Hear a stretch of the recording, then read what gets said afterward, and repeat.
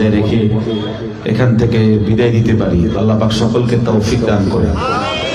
একটু আগে বসেন, গোলাকার হয়ে বসেন, গায়ে গায়ে মিলে বসেন।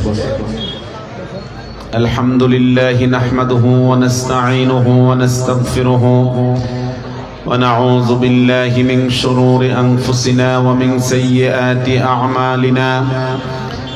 من يهده الله فلا مضل له ومن يضلله فلا هادي له ونشهد أن لا إله إلا الله وحده لا شريك له ونشهد أن سيدنا وحبيبنا ومرشدنا ومولانا محمدا عبده ورسوله الذي أرسله بالحق بشيرا ونذيرا وداعيا إلى الله بإذنه وسراجا منيرا فقد قال الله تعالى في كلامه المجيد وفرقانه الحميد أعوذ بالله من الشيطان الرجيم بسم الله الرحمن الرحيم صدق الله العظيم وصدق رسوله النبي الكريم ونحن على ذلك من الشاهدين والشاكرين والحمد لله رب العالمين. قال النبي صلى الله عليه وسلم من أحدث في أمرنا هذا ما ليس منه فهو رد أو كما قال النبي عليه الصلاة والسلام. اللهم صل على محمد وعلى آل محمد كما صليت على إبراهيم وعلى آل إبراهيم إنك حميد مجيد. اللهم بارك على محمد وعلى آل محمد كما باركت على إبراهيم وعلى آل إبراهيم إنك حميد مجيد. بلغ العلا بكماله كشف الدجى بجماله حسنت جميع خصاله صلوا عليه وآله. আলহামদুলিল্লাহ। মাদ্রাসায়ে আশরাফিয়া দৌলতপুর চারগাঁও বাহুবল এর উদ্যোগে 20তম 2 দিন ব্যাপী ইসলামী মহাসম্মেলনের মুআজ্জাজ মুকাররম সভাপতি মণ্ডলী, আমন্ত্রিত হাজারাত উলামায়ে কেরাম, মুরব্বিয়ানে এজাম, যুবক ভাইরা, পর্দানিশীন শ্রবণরতা মা বোনেরা, আজিজ তলাবা, যে মহামনিব আমাদেরকে উলামায়ে কেরামদের জবান থেকে এত রাত পর্যন্ত এই মজলিসের মধ্যে বসে কিছুক্ষণ ইলমে দ্বীনের জন্য আমাদেরকে বসার তৌফিক দিয়েছেন, সেজন্য শুকরিয়াতান জবান খুলে পড়ছি আলহামদুলিল্লাহ। মুআজ্জাজ হাজিরিন, যেহেতু আমাদের মাঝে এতক্ষণ ধরে খতিবুল বাঙ্গাল অত্যন্ত চমৎকার বয়ান করেছেন, আমাদের জন্য অনেক গুরুত্বপূর্ণ বিষয় তিনি আমাদেরকে তথ্য দিয়েছেন, বক্তব্য পেশ করেছেন। তো আমাকে আজকে মাহফিল কমিটির পক্ষ থেকে একটি বিষয়ে কথা বলার জন্য আমাকে অনুরোধ করেছে। সেই বিষয়টি আপনাদের মাঝে সংক্ষিপ্তভাবে বলার চেষ্টা করব। আল্লাহ পাক আমাকে বলার জন্য সকলকে ধৈর্যের সাথে অল্প সময়ে কিছু শ্রবণ করার তৌফিক দান করেন। আমরা জবান খুলে বলেন আমিন। আপনারা জানেন, বাংলাদেশে আমরা এমন একটা রাষ্ট্রে বসবাস করি যারা মাজারে সেজদা দেওয়ার পরেও বলে আমরা খাঁটি সুন্নি। কথা বলেন। যারা কোনো পীরের পায়ে সেজদা দেওয়ার পরেও তারা বলে আমরা খাঁটি সুন্নি। বলে কিনা? কথা বলে না, বলে কিনা?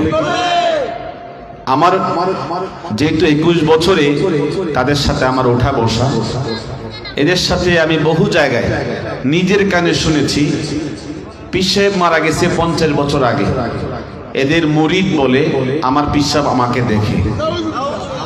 আপনারা বলেন, যদি এই কথা কেউ বলে আমার পীর সাহেব আমাকে দেখে, মারা গেছে 50 বছর আগে, অথচ আপনার আমার সমস্ত কাজ কর্ম দেখেন কে? সবাই বলেন না, দেখেন কে? যদি কেউ বলে আমার পীর সাহেব আমাকে দেখে, তাহলে এই আকীদা পোষণ করলে তার ঈমান থাকে? জোরে বলেন, ঈমান থাকে? একজন বাংলাদেশের উল্লেখযোগ্য পীর, তার সফর সঙ্গী প্রায় সময় একটা ওয়াজ করে, আমি নিজে শুনেছি যে আউলিয়া কেরাম মরে না, আউলিয়া কেরাম মরে না, ওরা নাকি মরে না, ওরা কবর থেকে সব দেখে। এমন কিছু আকীদা বিশ্বাস যেগুলো শিরক পর্যন্ত পৌঁছায় দেয়, কুফর পর্যন্ত পৌঁছায় দেয়, এমন কিছু আবিষ্কার তাদের মধ্যে আছে যেগুলো সুন্নতকে দাফন করে দেয়। এত প্রচুর পরিমাণ বিদআত, এত প্রচুর পরিমাণ নতুন নতুন আবিষ্কার যা ইসলাম ধর্মের সৌন্দর্যকে নষ্ট করে দেয়। তা আলোচনার বিষয় দেওয়া হয়েছে সুন্নত ও বিদআতের মধ্যে পার্থক্য। মূলতই অনেক বিদআতি সে বিদআতের মধ্যেই কি আছে, নিমজ্জিত আছে, কিন্তু সে এই বিদআতকে বিদআত মনেই করে না। কথা বলেন না? আর ওনাকে বিদআতি বললে খুব কষ্ট পায়। কি পায় বলেন? খুব কষ্ট পায়। আপনারা আশ্চর্য হবেন, রাসূলুল্লাহ সাল্লাল্লাহু আলাইহি সাল্লাম বলেছেন, সহিহ বুখারীর বর্ণনা, মান আহদাসা ফি আমরিনা হাযা মা লাইসা মিনহু, যেই ব্যক্তি আমার ধর্মে এমন ইবাদত আবিষ্কার করে যেই ইবাদত বন্দিগি আমার কোরআনেও সমর্থিত না, আমার হাদিস থেকেও সমর্থিত না, সেই আবিষ্কার যত বড় গাউস কুতুব, যত বড় ওলি আবদাল তৈরি করুক, কোনোদিন ইসলামে তা সমর্থিত হবে না। কথা বলেন ঠিক কিনা? এই কারণে রাসূলুল্লাহ সাল্লাল্লাহু আলাইহি ওয়াসাল্লাম বলেছেন, ফাইন্না খায়রাল কালামি কিতাবুল্লাহ ওয়া খায়রাল হাদিয়্যি হাদিয়্যু মুহাম্মদ ওয়া শাররাল উমুরি মুহদাসাতুহা ওয়া কুল্লু মুহদাসাতিন বিদআহ ওয়া কুল্লু বিদআতিন দালালা ওয়া কুল্লু দালালাতিন ফিন্নার। জবান খুলে কোন নাউযুবিল্লাহ। নবীজি বলেছেন, ইসলামের মধ্যে নতুন নতুন আবিষ্কার। ঠিক না বেঠিক? আপনারা জানেন আজান ইসলামের একটি গুরুত্বপূর্ণ একটি শিআর। এটা কি করা হয়? সালাতের জন্য এই আজান নির্ধারিত করা হয়েছে যে আজান ভালো কাজ। আজান কি কাজ? অতএব কবরে দিলে এটা কখনো নাজায়েজ হবে না, বরং অনেক উত্তম হবে, মুস্তাহাব হবে। এখন আপনারা বলেন, কুরবানি করা কি খারাপ কাজ? পশু জবাই করা, কোরবানি করা ভালো কাজ না? যদি আপনি ফতোয়া দেন যে কোরবানির আগে আজান দেওয়া অনেক ভালো হবে, কোরবানির আগে আজান দিলে কি হবে? অনেক ভালো হবে। তো আপনি ফতোয়া দিলে তো আরেকজন মানতে রাজি। এইভাবে ইসলামের মধ্যে নতুন নতুন বিদআত আবিষ্কার করা সম্পূর্ণ নিষেধ। এমনকি নবীজি বলেছেন, মান ওয়াক্কারা সাহিবা বিদআতিন, যে ব্যক্তি কোনো বিদআতিকে সম্মান দেয়, ফাকান্নাহু আআনা আলা হাদামিল ইসলাম, সেজন্য ইসলাম ধর্মকে ধ্বংস করার জন্য সাহায্য করলো। বলেন নাউযুবিল্লাহ। তাহলে বিদআতিকে সম্মান দেওয়া যাবে না? জোরে বলেন, যাবে?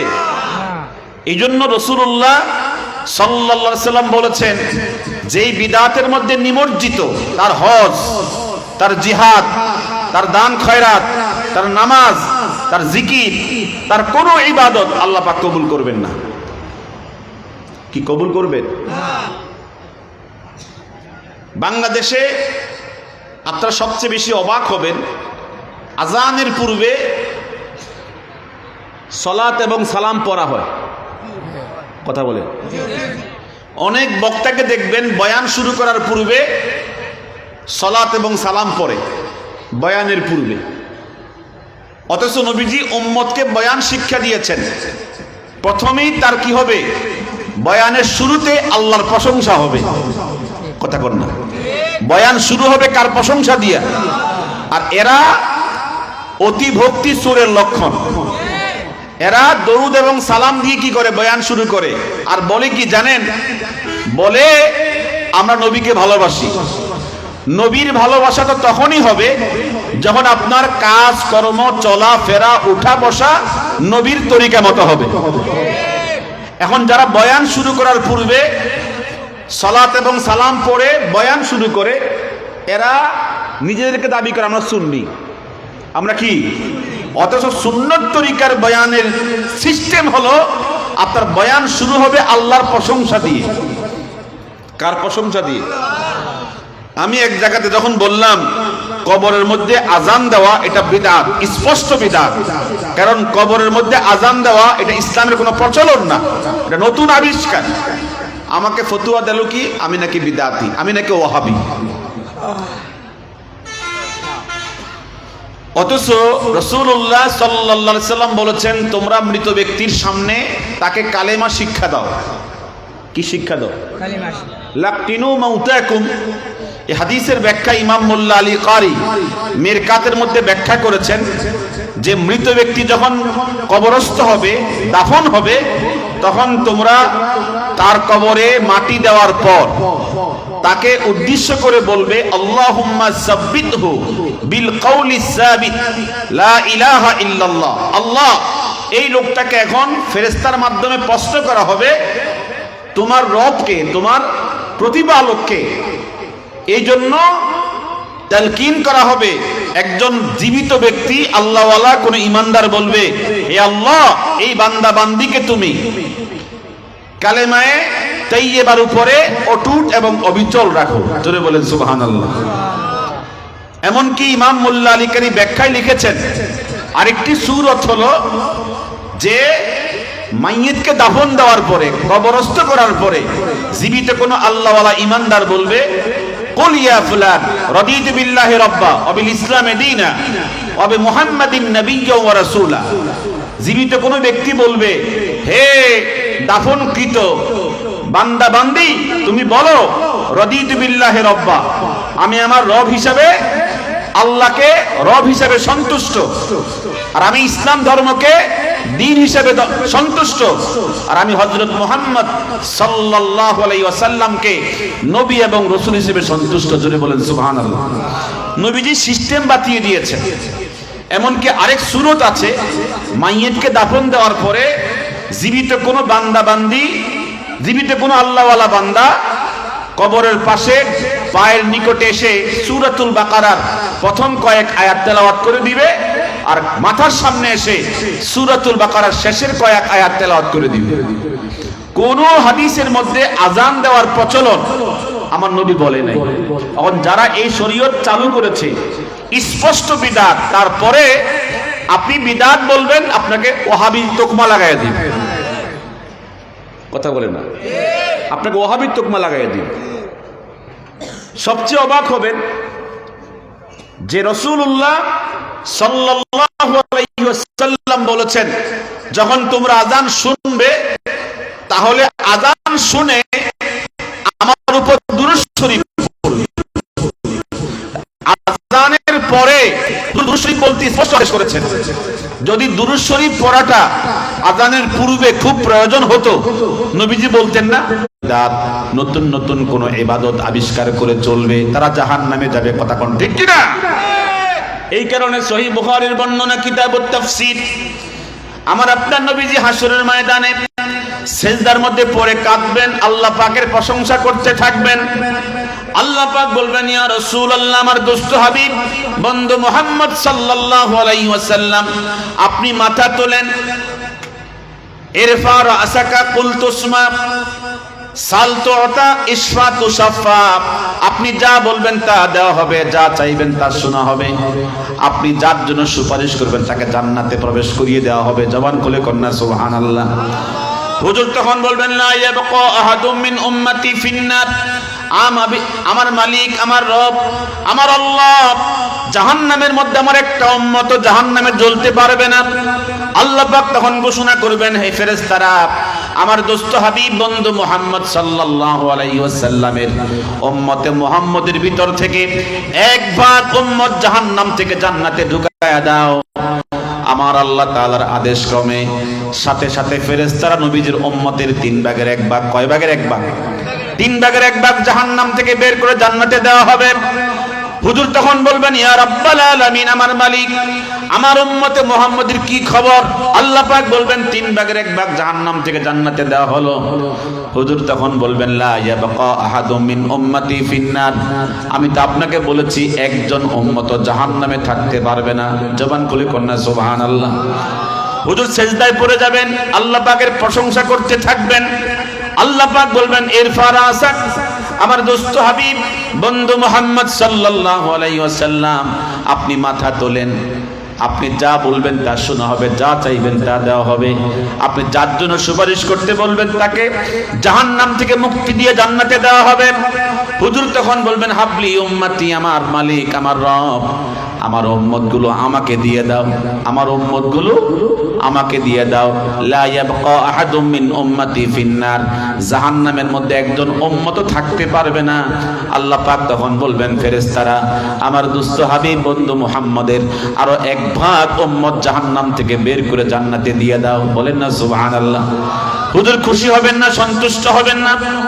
হুজুর আল্লাহকে বলবেন, আল্লাহ তাআলা, তুমি দুনিয়াতে আমাকে এই সংবাদ দিয়েছো, ওয়ালা সাউফা ইউতিকা রাব্বুকা ফাতারদা, আমি আপনাকে এমন দেওয়া দেব আপনি সন্তুষ্ট হয়ে যাবেন। আপনি মাত্র 3 ভাগের 2 ভাগ জাহান্নাম থেকে বের করে জান্নাতে দিয়ে দিয়েছেন, আরো 1 ভাগ তো জাহান্নামে জ্বলতেছে। আমার নবী সেজদার মধ্যে কাঁদবেন, আল্লাহ পাকের প্রশংসা করবেন। আল্লাহ পাক বলবেন, দুস্থ হাবিব বন্ধু মুহাম্মদ সাল্লাল্লাহু আলাইহি ওয়াসাল্লাম, আপনি মাথা তোলেন, আপনি যা বলবেন তা শোনা হবে, যা চাইবেন তা দেওয়া হবে। যার জন্য সুপারিশ করবেন তাকে জাহান্নাম থেকে বের করে জান্নাতে দেওয়া হবে। বলেন না সুবহানাল্লাহ। আল্লাহ তাআলা তখন আমার নবীকে সন্তুষ্ট করার জন্য সমস্ত উম্মতকে জাহান্নাম থেকে বের করবেন, জান্নাতে প্রবেশ করায় দিবেন। আমার নবীজি যখন শুনবেন সমস্ত উম্মত জাহান্নাম থেকে বের হয়ে গেছে, সবাই জান্নাতে চলে গেছে, নবীজি সন্তুষ্ট হয়ে যাবেন, পরিপূর্ণ সন্তুষ্ট হয়ে যাবেন। কিছুক্ষণ পরে আশ্চর্যের বিষয় হলো, যারা বিদআতি ছিল, যারা কি ছিল, কথা কোনা কি ছিল, বিদআতি ছিল যারা, ওরা বলবে, ইশফিলানা ইয়া রাসূলুল্লাহ, সবাইকে আপনি সুপারিশ করলেন, আমরা কি অপরাধ করলাম? আমরা তো বাদ পড়ে গেছি। হে আমাদের রাসূল, আপনি আমাদেরকে সুপারিশ করে জাহান্নাম থেকে জান্নাতে নিয়ে নেন। আপনারা বলেন, হাসরের মাঠে কি আমার নবী বেদাতদেরকে সুপারিশ করবে? হুজুর বলবেন, আয় আল্লাহ তাআলা, তুমি তো বলেছো সমস্ত উম্মতকে জাহান্নাম থেকে বের করে নিয়েছো, এখন যারা আমাকে বলছে সুপারিশ চাওয়ার জন্য, সুপারিশ করার জন্য, ওরা কারা? আল্লাহ পাক আমার নবীর সামনে পর্দা ফেলে দিবেন, প্রাচীর টেনে দিবেন, আমার নবী আর ওদেরকে দেখবে না, ওরা আমার নবীকে দেখবে না। আল্লাহ পাক বলবেন, হে আমার দুস্থ হাবিব, ওরা আপনার আসল উম্মত না, ওরা 2 নম্বর ডুবলি উম্মত, বিদআতি উম্মত। এরা আজীবন বেদাত করেছে, আজীবন বেদাতের মধ্যে ছিল। আপনি বলে দেন, সোকান লিমান গায়্যারা মিন বাদি, তোমরা ভেগে যাও, দূর হয়ে যাও, তোমরা আমার খাঁটি উম্মত না। দেখবেন তারা লেবেল লাগায়, আমরা খাঁটি আহলুস সুন্নাত ওয়াল জামাত। সবচেয়ে আশ্চর্যের বিষয় হলো, নবীজিকে বলে তারা হাজির নাজির। এত আস্তে কেন, জোরে বলেন। যতক্ষণ কোনো কওমিপন্থী, দেবনপন্থী কোনো আলেম, কোনো সালেক নবীকে হাজির নাজির না মানবে, অতক্ষণ তারা তোকমা লাগায় দেয় সে খারিজি, সে ওয়াহাবি। আমি যখন তাদের অঙ্গনে এই নবীজি হাজির নাজির এটা যখন মানতাম না, তখন থেকে তারা আমাকে বলতো আমি ওয়াহাবি। বোঝেন না কথাটা? নবীজি হাজির নাজির অর্থ কি? নবীজি আমনের সাথে আমার সাথে কন্টিনিউ উপস্থিত, কন্টিনিউ দেখতেছেন আপনাকে আমাকে। নবী কি আপনার সাথে আমার সাথে আছেন? আমার সাথে আপনার সাথে আছেন কে? এই কথা কোরআন থেকে প্রমাণিত। ইন্নাল্লাহা মা'ানা, আল্লাহ আমাদের সাথে আছেন। কথাটা কার কথা? আইনামা তাকুনু ইউদরিককুম, আইনামা কুনতুম ওয়া হুয়া মা'আকুম, ওয়া হুয়া মা'আকুম আইনামা কুনতুম। তোমরা যেখানে, আল্লাহ কি সেখানে। আল্লাহ তাআলা সকল জায়গায় আমাদের সাথে আছেন। অথচ রাসূলুল্লাহ কি বলেছেন? قال النبي صلى الله عليه وسلم আমার আপনার নবীজি বলেছেন হায়াতি খায়রুল লাকুম ওয়া ওয়াফাতি খায়রুল লাকুম। ও আমার সাহাবায়ে কেরাম, আমি যখন ইন্তিকাল করব, আমি যখন রওজা পাকে অবস্থান করব, কিয়ামত পর্যন্ত তোমাদের 24 ঘন্টার ইবাদত বন্দেগী আমার সামনে পেশ করা হবে। বুঝেন না কথাটা? 24 ঘন্টা আমাদের ইবাদত বন্দেগী আমাদের নবীজির সামনে পেশ করবেন কে? কথা কর না, কে করবেন? হুজুর বলেছেন ফালাম্মা রাআইতু খায়রান, উম্মতের কোন ইবাদত বন্দেগী যখন আমার সামনে পেশ করা হবে, হামিদুল্লাহ, আমি আল্লাহ পাকের প্রশংসা করব। আমি আল্লাহ পাকের প্রশংসা করে বলবো, আল্লাহ এই ফিতনার জামানায়, এই মুসিবতের সময় আমার উম্মত নামাজ পড়েছে, তাসবিহ পড়েছে, জিকির আজকার করেছে, আমার উম্মতের ইবাদত তুমি তোমার দরবারে কবুল করে নাও। আমার নবীর দুয়ার বরকতে উম্মতের ইবাদত কবুল করা হবে। জবান খুলে কন্যা সুবহানাল্লাহ। ওয়ালাম্মা রাআইতু শাররা, উম্মত যখন গুনাহ করবে, অন্যায় করবে, পাপের কাজ করবে, আমার নবীর সামনে যখন উম্মতের পাপের রিপোর্ট যখন দেওয়া হবে, হুজুর বলেছেন ইস্তাগফারতুল্লাহ, আমি আল্লাহ পাকের দরবারে ক্ষমা প্রার্থনা করব। আল্লাহ, আমার উম্মত ধোঁকায় পড়েছে, শয়তানের প্ররোচনায় পড়েছে, আমার উম্মতের গুনাহ খাতা তুমি মাফ করে দাও। আপনারা আমাকে বলেন তো, আমার নবীর দোয়া কবুল হবে কি হবে না? সবাই জবান খুলে কন্যা হবে কি হবে না? বিশ্ববিখ্যাত মুহাদ্দিস ইমাম আবু দাউদ রাহমাতুল্লাহ আলাইহি তার সুনান গ্রন্থের 1719 নম্বর হাদিসে বর্ণনা করেছেন, আমার আপনার নবীজির সাহাবী হযরত আবু হুরায়রা রাদিয়াল্লাহু তাআলা আনহু বলেছেন, ক্বাল রাসূলুল্লাহ সাল্লাল্লাহু আলাইহি ওয়াসাল্লাম মা মিন আহাদিন ইউসাল্লিমু আলাইয়া ইল্লা রাদ্দাল্লাহু আলাইহি রূহি হাত্তা আরুদ্দা আলাইহিস সালামা। আমার আপনার নবীজি বলেছেন, আমার কোন উম্মত পৃথিবীর যে কোনো প্রান্ত থেকে, পৃথিবীর যে কোনো রাষ্ট্র থেকে আমার উপর যখন সালাম পাঠ করে, দুরূদ পাঠ করে, রাদ্দাল্লাহু আলাইহি রূহি, রওজা শরীফের মধ্যে আমার আল্লাহ আমার উম্মতের সালামের জবাব দেওয়ার জন্য আমাকে কথা বলার ক্ষমতা দিয়ে দেন। জোরে কন্যা সুবহানাল্লাহ। ইমাম মোল্লা আলী কারি মিশকাতের ব্যাখ্যা গ্রন্থ মিরকাতুল মাফাতিহের 3য় খণ্ডের 210 পৃষ্ঠায় ব্যাখ্যা করেছেন, রাদ্দাল্লাহু আলাইহি নুতুকি, রওজা পাক আমার মালিক আমার আল্লাহ আমার উম্মতের সালামের জবাব দেওয়ার জন্য আমাকে নুতুক, আমাকে কথা বলার ক্ষমতা দিয়ে দেন। হাত্তা রুদ্দা আলাইহিস সালাম, আমি উম্মতের সালামের জবাব দিয়ে দেই। ইমাম মোল্লা আলী কারি ব্যাখ্যায় লিখেছেন, হাত্তা কুলা, আমি তখন রওজা পাকের ভিতর থেকে বলে দেই, ইয়া ফুলান ইবনা ফুলান, অমুকের বেটা অমুক, তুমি বাংলাদেশের সিলেট অঞ্চল থেকে আমাকে সালাম দিয়েছ, ফেরেশতারা তোমার নাম, তোমার বাবার নাম, তোমার ঠিকানা আমার সামনে পেশ করে দিয়েছে। আমি তোমাকেও চিনি, তোমার বাবাকেও চিনি, তোমার ঠিকানাও চিনি। অতএব ওয়া আলাইকাস সালাম, তোমার উপরে শান্তি নসিব হোক, তোমার উপরে দয়া নসিব হোক। আপনারা আমাকে জবাব দেন তো, আমার নবীর দোয়া কবুল হবে কি হবে না? পৃথিবীর কোন ইমাম, কোন মুহাদ্দিস, কোন মুফতি, কোন গাউস কুতুব, কোন আলেম ওলামা আপনার জন্য দোয়া করলে কবুল হতেও পারে, নাও হতে পারে, কিন্তু আমার আপনার নবী হায়াতুন নবী মুহাম্মদ রাসূলুল্লাহ সাল্লাল্লাহু আলাইহি সাল্লাম যখন দোয়া করবেন, ওয়া আলাইকাস সালাম, তোমার উপরে শান্তি নসিব হোক, দয়া নসিব হোক, আমার নবীজির দোয়া কবুল হবে কি হবে না? এজন্য আমার আপনার নবী হযরত মুহাম্মদ রাসূলুল্লাহ সাল্লাল্লাহু আলাইহি সাল্লাম সম্পর্কে আল্লাহ পাক বলেছেন, লাকাদ জাআকুম রাসূলুম মিন আনফুসিকুম আজিজুন আলাইহি মা আনিতুম হারিসুন আলাইকুম বিল মুমিনিনা রাউফুর রহিম। আল্লাহ পাক বলেন, তোমাদের কাছে এসেছে একজন সম্মানিত রাসূল, যিনি তোমাদের কষ্টে কষ্ট পান, তোমাদের ব্যথায় ব্যথিত হন। কষ্ট হচ্ছে আপনাদের না? আমি ছেড়ে দিব নাকি? তোমাদের কষ্টে কষ্ট পান কে? আমাদের নবী। জোরে বলেন সুবহানাল্লাহ। সৈয়দ মাহমুদ আলুসি, ইমাম সৈয়দ মাহমুদ আলুসি, তিনি তার তাফসীর গ্রন্থের মধ্যে ব্যাখ্যা করেছেন, ফি হায়াতিকা ওয়া বাদা ওয়াফাতিকা, আপনার ইন্তিকালের পরেও, আপনার ইন্তিকালের পরেও যদি উম্মত কষ্ট পান, আপনি রওজা পাক থেকে উম্মতের কষ্টে কষ্ট পাবেন। কথা ঠিক কিনা? হারিসুন আলাইকুম, উম্মত কোনো কাজে আনন্দিত হলে আপনি রওজা পাক থেকে উম্মতের আনন্দে আনন্দিত হবেন। বিল মুমিনিনা রাউফুর রহিম, তিনি তামাম পৃথিবীর সমস্ত মুমিনদের জন্য হচ্ছেন রাউফুর রহিম, দয়ালু করুণাময়। জবান করে কন্যা সুবহানাল্লাহ। এই কারণে আমার আল্লাহ তাআলা আমার নবীর জন্য কত চমৎকার কথা বলেছেন। ওয়ালাউ আন্নাহুম ইযযালামু আনফুসাহুম জাউকা ফাস্তাগফিরুল্লাহ ওয়াস্তাগফার লাহুমুর রাসূলু লাওয়াজাদুল্লাহা তাওয়াবার রাহিমা। আল্লাহ পাক বলেন, হে আমার নবীর উম্মতেরা শোনো, হে আমার নবী দোস্ত হাবিবের উম্মতেরা শোনো, তোমরা যদি কোনো অন্যায় করো, কোনো গুনার কাজ করো, কোনো অপরাধ করো, কোনো অন্যায় অপরাধ করার পরে যদি তোমরা তোমাদের নবী মুহাম্মদ সাল্লাল্লাহু আলাইহি সাল্লামের কাছে চলে যাও, আর তোমরা সেখানে গিয়া তোমার নবীর সামনে গিয়া আল্লাহর কাছে তোমাদের ক্ষমা, তোমাদের গুনার জন্য ক্ষমা প্রার্থনা করো, ওয়াস্তাগফারা লাহুমুর রাসূল, আর তোমাদের নবী মুহাম্মদ সাল্লাল্লাহু আলাইহি ওয়াসাল্লাম যদি তোমার জন্য আমার কাছে ক্ষমার জন্য সুপারিশ করে দেন, লাওয়াজাদুল্লাহা তাওয়াবার রাহিমা, তোমরা সাক্ষী থাকো তোমাদের এই ক্ষমা প্রার্থনার কারণে, তোমার নবীর সুপারিশের কারণে আমি তোমাদের জিন্দেগীর সমস্ত গুনাহ মাফ করে দিব।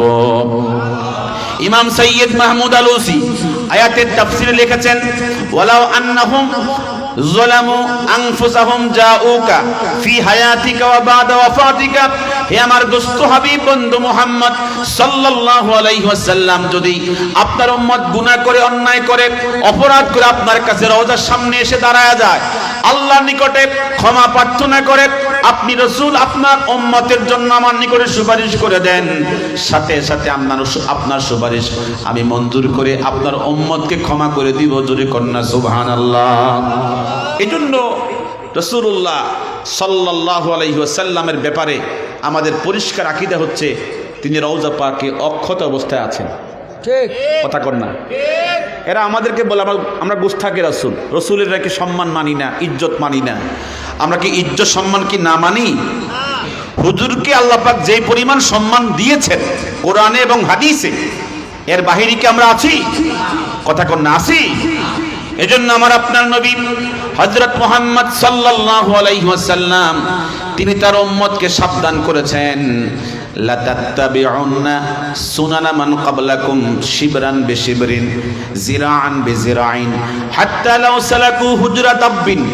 আমার আপনার নবীজি বলেছেন, ও আমার উম্মতেরা, এমন একটা সময় আসবে, এমন একটা টাইম আসবে, সহিহ বুখারীর বর্ণনা, এমন একটা সময় আসবে তোমরা ওই পূর্বের উম্মতকে, ইহুদি খ্রিস্টানদেরকে অনুসরণ করতে করতে এমন অনুসরণ করবে, প্রত্যেকটা কদমে কদমে তোমরা তাদেরকে অনুসরণ করবে, শিবরান বিশিবরিন জিরাআন বিজিরাইন হাত্তা লাউ সালাকু হুজরাত আববিন। যদি ইহুদি খ্রিস্টানরা কোন সাফের গর্তে প্রবেশ করে, কিসের গর্তে? সবাই বলেন না, কিসের গর্তে? যদি ইহুদি খ্রিস্টানেরা কোন সাফের গর্তে প্রবেশ করে, লাসালাকুমুহু, তোমরা ইহুদি খ্রিস্টানদের অনুসরণ করতে করতে সাফের গর্তে প্রবেশ করবে। জবান খুলে কন্যা নাউজুবিল্লাহ। আমাকে জবাব দেন তো, সাপের গর্তে কিছু আছে? কথা বল। সাপের গর্তে গেলে সাপের কামড় ছাড়া কিছু আছে? নবীজি বলেছেন, আমার উম্মত ইহুদি খ্রিস্টানদেরকে অনুসরণ করতে করতে এমন পর্যায়ে যাবে, ওই ইহুদি খ্রিস্টান যদি কোনো সাপের গর্তে ঢুকে, আমার উম্মতও সেখানে ঢুকবে।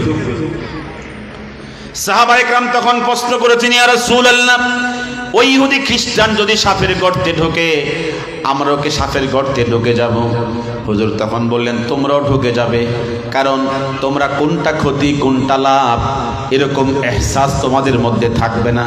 বর্তমান যে হালত, বর্তমান যে অবস্থা আমরা বুঝি, আশ্চর্য হবেন। বর্তমান একজন বিশ্ববিখ্যাত একজন স্কলার, তিনি জরিপ করেছেন বাংলাদেশে 5 ওয়াক্ত নামাজ জামাতে পড়ে এই বাংলাদেশে মাত্র 100 জনে 3 জন। 100 জনে সবাই কথা কন না, কয়জন? এত মাহফিল, এত ওয়াজ, এত মাদ্রাসা, এত মসজিদ, এত খতিব, এত পীর মাশায়েখ, মাত্র 100 জনে কয়জন 5 ওয়াক্ত নামাজ পড়ে? আশ্চর্য হবে। রাসূলের একটি সুন্নাহ হচ্ছে ঘুমানোর সময় বিসমিল্লাহ আল্লাহুম্মা বিইসমিকা আমুতু ওয়া আহইয়া। আপনি গ্রামে যদি 5 জন যুবক 5 জন মুরব্বী এই 10 জন দায়িত্ব নিয়ে একটা গ্রাম ঘুরে আসেন, এই সুন্নতটা কয়জন পালন করে? সারা গ্রামে ঘুমানোর সময় এই সুন্নতটা পড়ে ঘুমায়। মোবাইল কি করে? ডাটা অফ করে ঘুমায়, আবার ঘুম থেকে জেগে ডাটা অন করে। মনে হয় ডাটা অফ করা ডাটা অন করা ঘুমের দোয়া। কথা করে ঘুমের দোয়া হয়ে গেছে। ডাটা বোঝেন তো? ডাটা মানে মোবাইলের অনলাইন চালু করা আর বন্ধ করা, এটা ঘুমের দোয়া হয়ে গেছে। নবীজির সুন্নতকে এমন ভাবে আমরা পরিত্যাগ করে চলেছি, যতদিন আমরা রাসূলের সুন্নতের উপর না উঠতে পারবো অতদিন এই মুসলমানদের কশ্চিনকালও সফলতা এই দুনিয়ায় আমরা উঁচু করে দাঁড়িয়ে থাকার কোনো ক্ষমতা পাবো না। কথা কোন ঠিক কিনা? এজন্য আমি আপনাদের সামনে বিশ্ববিখ্যাত মুহাদ্দিস ইবনু হাজার আল আসকালানির একখানা কাহিনী আল উসতুল গাবা থেকে আপনাদের সামনে শোনাচ্ছি। নবীর সাহাবী কেমন সুন্নতের উপরে ছিলেন, হাদিসখানা বর্ণনা করেছেন ইমাম ইবনু হাজার তার উসতুল গাবা গ্রন্থের ভিতরে। জবান খুলে কন্যা সুবহানাল্লাহ। আল্লাহ নবীর সাহাবী কেমন সুন্নতের উপরে প্রতিষ্ঠিত ছিলেন। যুদ্ধের ময়দানে নবীজির সাহাবী গ্রেফতার হলেন সম্রাট হেরাক্লিয়াসের জেলখানার মধ্যে। সম্রাট হেরাক্লিয়াস তাকে দেখতে গেলেন। সম্রাট তার বিচক্ষণতা, তার মেধা এত বেশি, সম্রাট তাকে দাওয়াত করছে তার শাহী দরবারে। জবান খুলে কন্যা সুবহানাল্লাহ। নবীজির সাহাবী সম্রাটের দরবারে দাওয়াতে আসলেন। সম্রাট বলল, ইয়া আব্দুল্লাহ ইজলিস মাই ওয়া কুল মাই, আমার পাশে একসাথে বসে আমার সঙ্গে খাবার গ্রহণ করো। ফালাম্মা আকালা, যখন সম্রাট এবং ওই সাহাবী খাবার সমাপ্ত করলেন, সম্রাট বললেন, আমি তোমাকে এত সম্মান দিলাম, এত তাজিম করলাম, কি কারণে তুমি কি জানোনি? আব্দুল্লাহ তখন বললেন, মা আলামু শাইআ, আমি কিছুই জানি না। সম্রাট তখন আব্দুল্লাহকে বলল, বাদদেল দীনাকা ওয়াখতার দীনি, তোমাকে এত সম্মান এত তাজিম করলাম একটাই কারণ, তুমি তোমার ইসলাম ধর্ম ত্যাগ করো, খ্রিস্টান ধর্ম গ্রহণ করো। আল্লাহ নবীর সাহাবী তখন বললেন, আমি এমন একজন সাহাবী এক বেলা খাবার খেয়ে তোমার খ্রিস্টান ধর্ম গ্রহণ করব, আমার ইসলাম ধর্ম ছেড়ে দিব, তুমি বুঝলা কিভাবে? জবান খুলে কন্যা সুবহানাল্লাহ। হে সম্রাট শোনো, লাউ তারাকতু দীনি আল ইসলাম, যদি আমি ইসলাম ধর্ম ত্যাগ করে ফেলি আমার দুনিয়াও শেষ আখিরাতও শেষ। কথা কোন না? তোমার খ্রিস্টান ধর্ম গ্রহণ করলে আমার দুনিয়ার কি লাভ হবে? তখন খ্রিস্টান সম্রাট প্রস্তাব দিল, তুমি ইসলাম ধর্ম ত্যাগ করলে আতাইতুকা খামসিনা শাব্বাতান জামিলা, আমি তোমাকে 50 জন সুন্দরী উপহার দেব তোমার সেবা করার জন্য। নাউজুবিল্লাহ, জোরে বলেন। আমি আমার সাম্রাজ্যের 3 ভাগের 1 ভাগের গভর্নরের পদ তোমাকে লিখে দেব, সবচেয়ে সুরম্য প্রাসাদ তোমার জন্য হাদিয়া পেশ করব। সম্রাটের এই প্রস্তাব শুনে আব্দুল্লাহ বললেন, আমার কালেমা কেমন কেমন মায়ার কালেমা, আমার ইসলাম কেমন গুরুত্বপূর্ণ তুমি জানো না? লাউ আতাইতানিন নিসা কুল্লাহা, তোমার 50 জন সুন্দরী নয় ও সম্রাট, তামাম পৃথিবীর সমস্ত সুন্দরী আমার ডান হাতে পেশ করো। তোমার 3 ভাগের 1 ভাগের ক্ষমতা নয়, তামাম পৃথিবীর সমস্ত ক্ষমতা আমার বাম হাতে পেশ করো। তোমার একটা প্রাসাদ নয়, তামাম দুনিয়ার সমস্ত প্রাসাদ আমার পায়ের সামনে হাজির করলেও একটা সেকেন্ডের জন্য আমি আমার কালেমা ছাড়বো না। জোরে কন্যা সুবহানাল্লাহ। এই কথা শোনার পরে সম্রাট তেলে বেগুনে গরম হয়ে গেছে। জুতা নিয়ে খড়ম নিয়ে এত জোরে আব্দুল্লাহকে চর বসিয়ে দিয়েছে, গাল ফেটে রক্ত ফিনকিয়ে ফিনকিয়ে পড়তেছে। আপনারা আমাকে জবাব দেন তো, জালেম যখন জুলুম করে আল্লাহ পাক দেখে কি দেখে না? সবাই কথা কন্যা, দেখে কি দেখে না? ফানাজারা আব্দুল্লাহ ইলা সামা, আব্দুল্লাহ ইবনে হুযাফা আকাশের দিকে নজর করলেন। সুম্মা ক্বালা ইয়া রাব্বাল আলামিন উনজুর মাযা সানা আদুবুক, তোমার দুশমন কি আচরণ করছে একটু লক্ষ্য করো, আল্লাহ পাক দেখে কিনা? সম্রাট বলল, আব্দুল্লাহকে 40 জন যুবক ধরে উত্তপ্ত তেলের মধ্যে নিক্ষেপ করে মৃত্যুদণ্ড দিয়ে দাও। উত্তপ্ত তেল গরম হচ্ছে আব্দুল্লাহকে ঢেলে দেওয়ার জন্য। নাউজুবিল্লাহ, জোরে কোন। যখন তেল উত্তপ্ত টকবক করে উতরাচ্ছিল, সম্রাট আব্দুল্লাহকে বলে, এখনো সময় আছে, কালেমা ছেড়ে দাও, না হয় তোমাকে উত্তপ্ত তেলে নিক্ষেপ করা হবে। আব্দুল্লাহ তখন জবাব দেয়, আজ্জিল তুমনি, আমাকে তাড়াতাড়ি তেলের মধ্যে ঢেলে দাও। রাআইতুল জান্নাতা ওয়ারাআহু, উত্তপ্ত তেলের ভিতরে আমি জান্নাতের দৃশ্য দেখতেছি। আল্লাহ আছে না নাই? এখন আসেনি? শক্তি আসেনি? ওই পাওয়ার আছে কিনা? সম্রাট তখন 40 জনকে দায়িত্ব দিছে তেলের মধ্যে নিক্ষেপ করে দেওয়ার জন্য। যখন নিকটবর্তী হয়েছে, ফাদহাকা আব্দুল্লাহ দহকান শাদীদা, সেখানে গিয়ে হাসতেছে তেলের সামনে গিয়া। এখন তাকে মৃত্যুদণ্ড দেওয়া হবে, এখন কি হাসনের সময়? সম্রাট বলছে, মান আদহাকাকা ইয়া আব্দুল্লাহ, হে আব্দুল্লাহ, তোমাকে হাসায় কে? কে হাসাচ্ছে? আব্দুল্লাহ বলে, আদহাকানি আল্লাহ, আমার হাসাইতেছে আল্লাহ। সবাই কথা কর না, কে? ওই আল্লাহ এখনো আছে না? সম্রাট বলল, কেন হাসাচ্ছে তোমাকে? আব্দুল্লাহ বলছে, তোমার উত্তপ্ত তেলের মধ্যে নিক্ষিপ্ত হলে যারা আমাকে রিসিপশন করার জন্য আসতেছে, ওদের দৃশ্য আমি দেখে হাসতেছি। আসমান থেকে নেমে আসতেছে সুন্দরী হুরেরা। কারা বলেন তো? সুন্দরী হুরেরা। সম্রাট বলতেছে, কাল্পনিক কথা বলে লাভ নাই, এখন তোমাকে নিক্ষেপ করে মৃত্যুদণ্ড দেওয়া হবে, প্রস্তুত হও। আব্দুল্লাহকে তেলের সামনে যখন হাজির করেছে, বাকা আব্দুল্লাহ বুকাআন শাদীদা, খুব কাঁদতেছে। খুব কি করতেছে? আপনারা কি কষ্ট পাচ্ছেন মনে হয়? আমাকে যে পরিবেশে দিয়ে দিয়েছেন, এই পরিবেশে আরো বাংলাদেশের বড় বক্তা বসাইলেও বয়ান করতে পারত না। মাহফিলের কি লাগে, একটা জোয়ার আছে, একটা ভাটা আছে। আমারও মন চাচ্ছে না কথা বলার জন্য, একটা পরিবেশ লাগে। দোয়া করে দিই নাকি? হ্যাঁ না, মন খারাপ যে আপনাদের, মন বেজার মনে হয়। বাকা আব্দুল্লাহ বুকাআন শাদীদা, আব্দুল্লাহ খুব কাঁদছে, চোখ থেকে ঝরঝর করে চোখের পানি পড়ছে। সম্রাট বলছে, ইয়া আব্দুল্লাহ, মান আবকাকা, তোমাকে কাঁদায় কে? তুমি কাঁদছো কেন? আব্দুল্লাহ বলছেন, কাঁদছি কি জন্য তুমি রহস্য জানো না। সম্রাট মনে করছিল আব্দুল্লাহ তেলের মধ্যে পড়তে ভয় পাচ্ছে, এই জন্য ক্রন্দন করতেছে। আব্দুল্লাহ বলছে, না না, এই জন্য আমি কান্দি না। আমি কি জন্য কান্দি তুমি জানো না? তুমি কি? হে সম্রাট শোনো, ইন্নালি নাফসুন ওয়াহিদা ওয়া জাসাদুন ওয়াহিদা ওয়া আমুতু ফিহা ওয়াহিদা। হে সম্রাট, তুমি জানো না আমার জীবন মাত্র একটা, আমার শরীর মাত্র একটা। তোমার উত্তপ্ত তেলের মধ্যে নিক্ষিপ্ত হলে আমার মৃত্যু হবে একবার। কয়বার? জোরে কর না, কয়বার? ওয়ালাউ কানাত লি মিআতু নাফসিন ওয়া মিআতু জাসাদিন তুআযাবু ফি সাবিলিল্লাহ। হে সম্রাট, আমার কালেমা কত দামি, আমার ঈমান কত দামি, আমার আল্লাহ কত মহব্বতের, আমার নবী কত মহব্বতের, আমার ইসলাম ধর্ম কত মহব্বতের। ওয়ালাউ কানাত লি মিআতু নাফসিন, যদি আমার 100 জীবন থাকতো, কয়শো জীবন?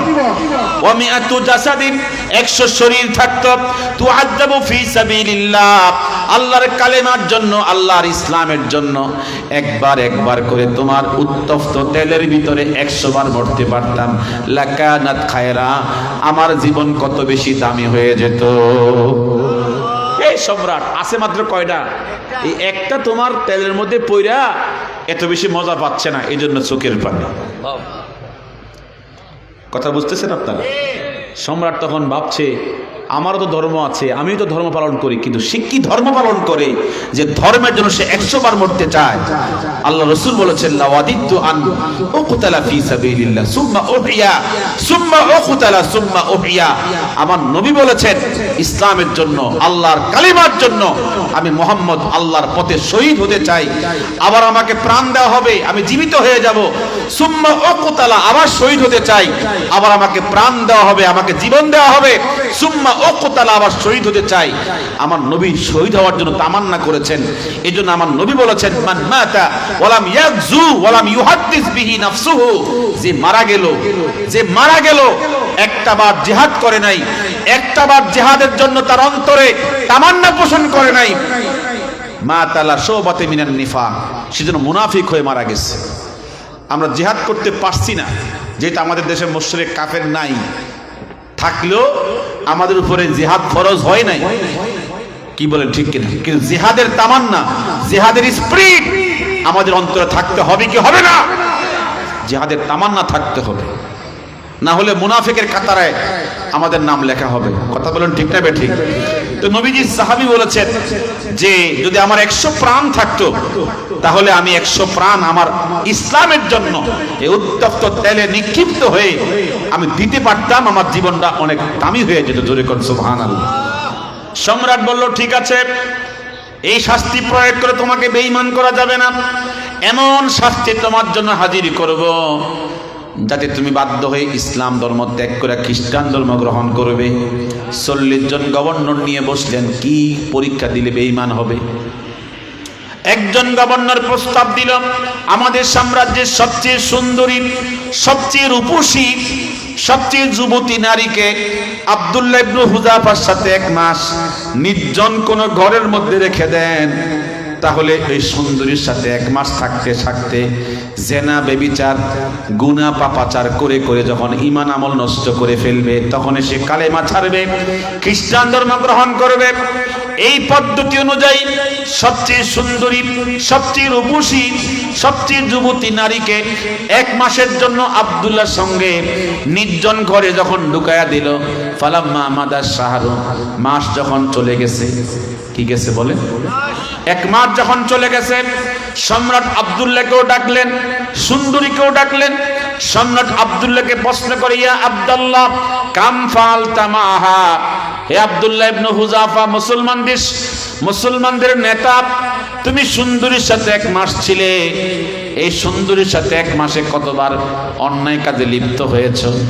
আব্দুল্লাহ তখন বলেন, লাউ কুলতু ফাআলতু মাহা লা কুলতা সাদাকতা, যদি আমি তোমাকে শোনাই তোমার সুন্দরীর সাথে 1 মাসে বহুবার অন্যায় কাজে লিপ্ত হয়েছে, তখন তুমি বলবা সত্য কথা বলেছ। আর যদি তোমাকে বলি মা ফাআলতু শাইআ, এই সুন্দরীর সাথে 1 মাসের ভিতর আমি একটা বারও তার দিকে নজর করে তাকাই নাই, লা কুলতা কাযাবতা, তখন তুমি বলবে আব্দুল্লাহ মিথ্যা কথা বলেছ, আমার বিষয় আমার কিছু বলতে হবে না। আলাইকা আন তাসআলাল মারআতাল্লাতী কানাত মাই, আপনি জিজ্ঞাসা করেন ওই সুন্দরীকে, যেই সুন্দরী আপনার দলের লোক, ঠিক কি না? খ্রিস্টান নারীকে জিজ্ঞেস করেন আমার চরিত্র কেমন, সে ভালো করে জানে। তখন সম্রাট বলছে, এই সুন্দরী বলো, এই আব্দুল্লাহ তোমার সাথে 1 মাসে কতবার অন্যায় কাজ করছে, অন্যায় অপরাধ করছে। তখন সুন্দরী বলে, ইয়া সাইয়্যিদি, ও আমার সম্রাট, ও আমার বাদশা, আরসালতানি ইলা বাশার আম ইলা হাজার আম ইলা শাজার, সম্রাট আমাকে আপনি থাকতে দিয়েছেন 1 মাস, এটা কি মানুষ নাকি পাথর নাকি গাছ? 1টা মাস তো আমার সাথে ছিল, সে একটা বার আমার দিকে নজর করেও তাকায় না। এত আসতে বললেন সুবহানাল্লাহ। কুল্লামা খাতাউতু আমামাহু মা সামি'তু মিনহু ইল্লা কাওলা লা ইলাহা ইল্লাল্লাহু মুহাম্মাদুর রাসূলুল্লাহ, লা ইলাহা ইল্লাল্লাহ, বলেন লা ইলাহা, লা ইলাহা ইল্লাল্লাহু মুহাম্মাদুর রাসূলুল্লাহ। সুন্দরী বলছে, কুল্লামা খাতাউতু আমামাহু, এই যুবকটাকে আকৃষ্ট করার জন্য, আমাকে ভোগ করার জন্য, আমার দিকে আকর্ষিত করার জন্য কি পরিমাণ চেষ্টা করেছি, সকল চেষ্টা আমি কি হয়েছি? ব্যর্থ হয়েছি। কুল্লামা খাতাউতু আমামাহু মা সামি'তু মিনহু ইল্লা কাওলা লা ইলাহা ইল্লাল্লাহ, যতবার চেষ্টা করছি অতবার ব্যর্থ হয়েছি। 24 ঘন্টা যুবকের নজর ছিল মাটির দিকে, আর যুবক পড়েছে কালেমা লা ইলাহা। সম্রাট তখন বলছে, মা রাআইতু আহাদান মিসলাকা, তোর মতো এত ভালো মানুষ আমার জীবনও দেখিনি। খ্রিস্টান সম্রাট, কে বলেন? আর আমাদের দেশের যিনি দেশ স্বাধীনতার জন্য লড়াই করেছেন, উনি যখন কম্বল চুরি হয়ে গেছে শুনছে, তখন তিনি আক্ষেপ করে বলছিল, পৃথিবীর সকল দেশের রাষ্ট্রপ্রধান দেশ স্বাধীন করে পেয়েছে স্বর্ণের খনি, আর আমি পেয়েছি রূপার খনি। কি কইছিল? ও সুরের খনি কইছিল, রূপারটা কইছে না। সুর কি এখন কমছে না বাড়ছে? 71 সালে যে পরিমাণ চোর ছিল, এখন কি চোর কমছে না বাড়ছে? এখন দাড়ি কামাইয়া চুল কামাইয়া দরবেশ কি করে 36,000 কোটি টাকা মাইরা দিয়ে পলানোর চেষ্টা করে। কথা কোন নাকা? আগে কিন্তু দরবেশ চোর ছিল না, চোরের চোরটা চোর ছিল।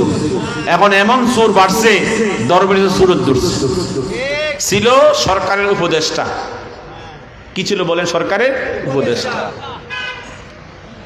36,000 কোটি টাকা, 1 কোটি না 2 কোটি না। আল্লাহ আমাদেরকে হেফাজত করছে, জোরে আমিন বলে। লগে মনে হয় আরেক মন্ত্রী ছিল, আমাকে ধরলে কি লাভ হবে, উনিও তো আছে। কথা কোন? হেরে দৌড়াই দিছে। অথচ মোমেন বিপদে পড়লে কি করে? আরেকজনকে বাঁচায় দেয়। আর এরা বিপদে বললে কি করে? ধরাইয়া দেয়। মুনাফিকের লক্ষণ। কথা কোন ঠিক কিনা? আরেকজন তো বলতো আমরা পালাই না, উনি আগে পালাইছে। কথা কোন? উনি কি আগেই পালাইছে। একজন তো বলতো খেলা হবে। ঢাকার পাশে এক মন্ত্রী নাকি এমপি ছিল, খেলা হবে। খেলোয়াড় কই? মাঠ কই? রেফারি কই? কেউ কেউ মাঠে আছে? আল্লাহ হেদায়েত করছে, দেশ থেকে পলাই গেছে। আমরা দোয়া করি দেশে আসুক, বিচারগুলো হওয়া দরকার আছে। বিচার কি হওয়ার দরকার আছে। আশা করি বিচার হবে। যাবে কইয়া? ইনশা বিচার হবে। পরিবেশ তৈরি হচ্ছে ইনশাআল্লাহ। দোয়া করবেন তো ইনশাআল্লাহ। যাই হোক, সম্রাট তখন বলছে কি আশ্চর্যের বিষয়, তোর মতো এত চরিত্রবান আমি জীবনেও কাউকে দেখি নাই। সম্রাটের ওজির আলা, প্রধান গভর্নর বলছে, বাদশাহ আপনি যে পদ্ধতি অবলম্বন করছেন এতে তাকে বেঈমান করা যাবে না। আপনি শোনেন, 3 মাস শুকুরি গোশত দিয়া, মদের বোতল দিয়া এক জায়গায় আটক রাখেন ক্ষুধার কষ্টে। ক্ষুধার কষ্টের উপর কোনো কষ্ট আছে? ক্ষুধার কষ্ট যখন সে নিপতিত হবে, মদ পান করে আর শুকুরি গোশত খাইয়া ঈমান আমল যা জমাইছে সব হারাবে, তখন সে কালেমা ছাড়বে, খ্রিস্টান ধর্ম গ্রহণ করবে। নাউজুবিল্লাহ জোরে বলে। বাদশা কহ আমার বুঝে ধরছে, ঠিক আছে, শুকুরি গোশত দিয়ে রাখো আর মদের বোতল দিয়ে রাখো। আব্দুল্লাহকে মদের বোতল থেকে মদ পান করবে, এরকম ইমানদার নাকি? শুকুরি গোশত খাবে 1 দিন 2 দিন 3 দিন, 1 ফোঁটা মদ, 1 টুকরা গোশত উনি গ্রহণ করে নাই। তো তিনি বলছে, আল্লাহ মরলে যেন হালাল পথে মরি, আর যদি বাঁচিয়ে রাখতে চাও আমি এগুলো খেয়ে বাঁচতে চাই না, আমি হালাল খেয়ে বাঁচতে চাই। তুমি তো এই কথা বলেছো, আল্লাহ ওয়ামাইয়াত্তাকিল্লাহা ইয়াজআল লাহু মাখরাজা, আল্লাহর ভয় যার কলিজার মধ্যে আছে তুমি তার জন্য দুনিয়ার সমস্ত দায়িত্ব হাতে নাও এবং তাকে এমন স্থান থেকে রিজিক দাও সে কল্পনা করতে পারে না। কথা ঠিক কিনা? আমি হারাম খাইতাম না, মরলে হালাল পথেই মরবো, আর বাঁচলে হালাল খেয়ে বাঁচবো। সিদ্ধান্ত নিতে হবে আমাদের। আল্লাহ বাঁচলে হালাল খেয়ে বাঁচবো, হারাম পথে 1 কদম যাব না। ঠিক কিনা বলেন? দেখেন 3 দিন পরে আল্লাহর দয়া হয়েছে, হে জিবরাইল জান্নাতে খাবার দিয়ে আমার নবীর দোস্ত সাহাবীকে বাঁচায় রাখো। জোরে কোন সুবহানাল্লাহ। তো খাচ্ছে জান্নাতি খাবার। কি খাচ্ছে বলেন? তো সম্রাট বলছে 3 দিন তো চলে গেছে, দেখো তো আব্দুল্লাহ কি করছে, একটু দেখে আসো। তো সৈন্যবাহিনী এসে বলে, কি আব্দুল্লাহ তুমি কি করছো? তো দেখছি চতুর্পাশে জান্নাতি খাবার, মা লা আইনুন রাআত ওয়ালা উযুনুন সামিআত, এই খাবার চোখেও দেখে নাই, কানেও শুনে নাই। বাচ্চার কাছে গিয়ে বলে, বাচ্চা দিলাম শুকুরি গোশত আর মদের বোতল। কথা কয় এগুলো তো খায় নাই, বরং এমন খানা খাচ্ছে জীবনে আমরা কি করি নাই, খাবার দেখিও নাই, জিন্দিগিতে শুনিও নাই। বাচ্চা তখন বুঝতে পারছে তার সাথে কানেকশন কার